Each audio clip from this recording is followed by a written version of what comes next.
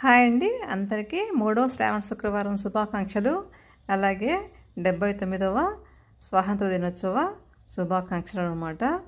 అయితే ఈరోజు శుక్రవారం కాబట్టి అమ్మవారికి ఆహ్వానం పలుకుతూ మనము ముంగిళ్ళంతా చాలా అందంగా ఆకర్షణీయంగా రెడీ చేసుకుంటాం కదా. నేను కూడా ఇలా అన్ని ముగ్గులు పెట్టుకొని తర్వాత గడపకు కూడా పసుపు రాసి ముగ్గులు వేసుకొని బొట్టు పెట్టి ఇలా అలంకరించానండి.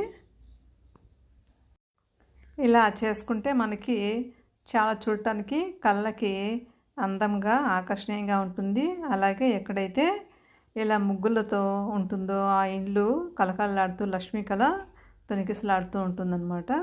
ఇంకా అదే కాక ఇది శ్రావణ మాసము, లక్ష్మీదేవికి ముఖ్యమైనటువంటి మాసం అన్నమాట.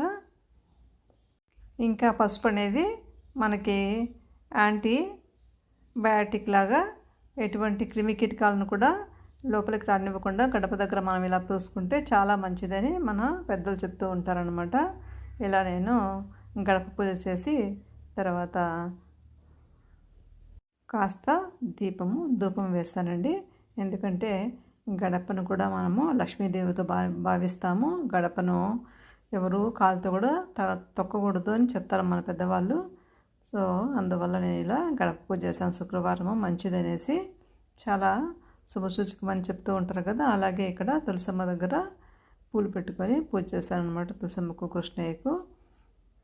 చాలా వర్షం పడి చాలా ప్లెజెంట్గా ఉందండి వాతావరణము. చాలా ఆహ్లాదకరంగా ఉంది.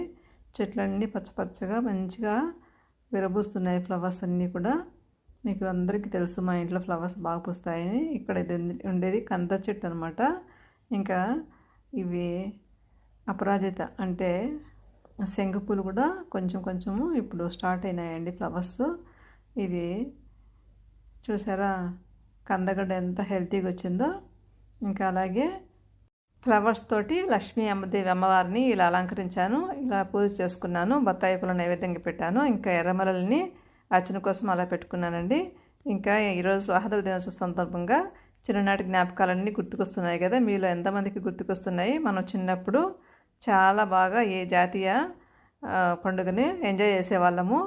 అలాగే మనం అందరం కూడా మన జాతీయ నాయకులు మరొకసారి స్మరించుకోవాలి. అందరికీ మరొకసారి స్వాతంత్ర దినోత్సవ శుభాకాంక్షలు అండి. వీడియో నచ్చితే like, share, subscribe. Thank you.